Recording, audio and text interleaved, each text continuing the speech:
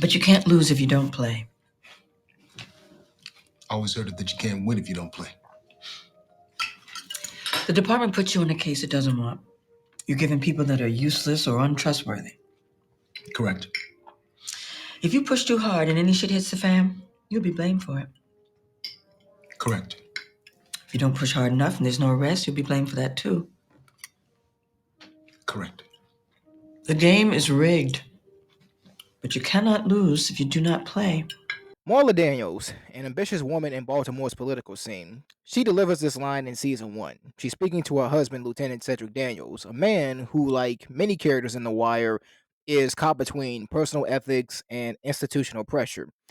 At this point in the show, Daniels is facing increasing pressure from his superiors in the Baltimore Police Department to do things the company way, to get quick results, to play by the political rulebook, and to not make waves.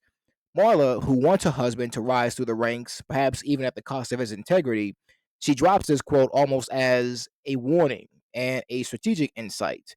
So you cannot lose if you do not play. So this line, it echoes a chilling truth about the institutional systems like the police department, politics, and even the streets.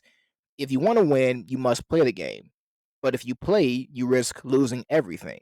And this line, it's also loaded with a lot of philosophical undertones because it's both nihilistic and Machiavellian. And the reason why it is nihilistic, because nihilism, it suggests a world where idealism and justice are illusions. In a corrupt system, playing by the rules does not guarantee success. In fact, it may guarantee your failure. And also why it's Machiavellian is because Machiavellian, it's a calculated strategy. It's a calculated political axiom.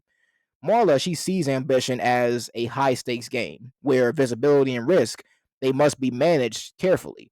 She encourages Daniels to avoid unnecessary entanglements that might jeopardize his reputation and his career. Essentially, it's a doctrine of self-preservation.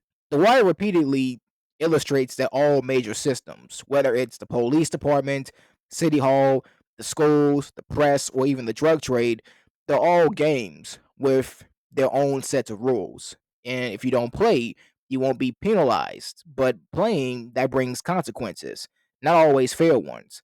And Marla's quote reflects this systemic critique because she knows that the moment that you play, whether that's challenging your bosses, pursuing a real investigation, or speaking truth to power, you risk exposure, scrutiny, and the possibility of being discarded when you're no longer useful.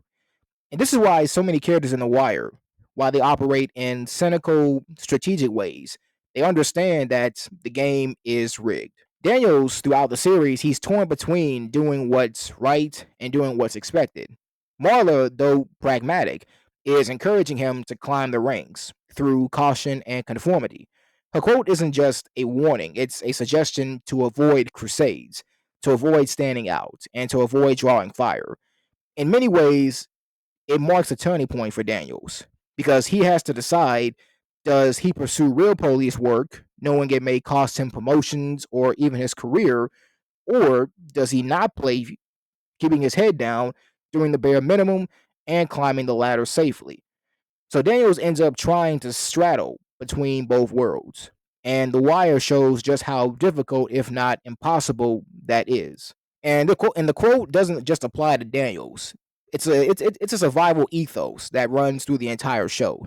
It runs through different characters such as like D'Angelo Barksdale, Press Belusky, and Bubbles. So for D'Angelo, he tries to step outside of the game, but the moment that he plays with morality, he is doomed. Prez, he wants to be a real cop and a teacher, but both institutions crush his attempts. And Bubbles, the informant and the addict, he plays multiple systems just to survive, and he pays a heavy price for it. So not playing might mean staying invisible, silent, or complicit.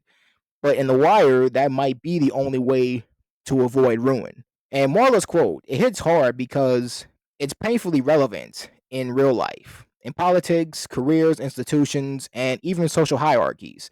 People are often discouraged from playing the game if they're not prepared to accept the consequences.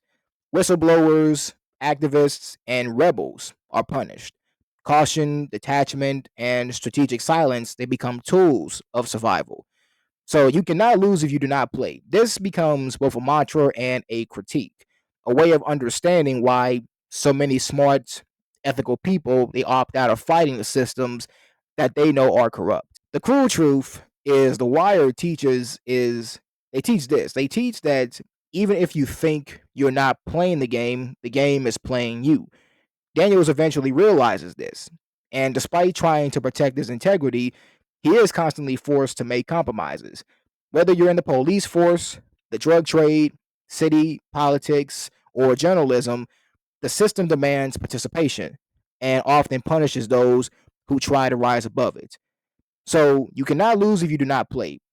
It's one of the most quietly devastating lines in The Wire.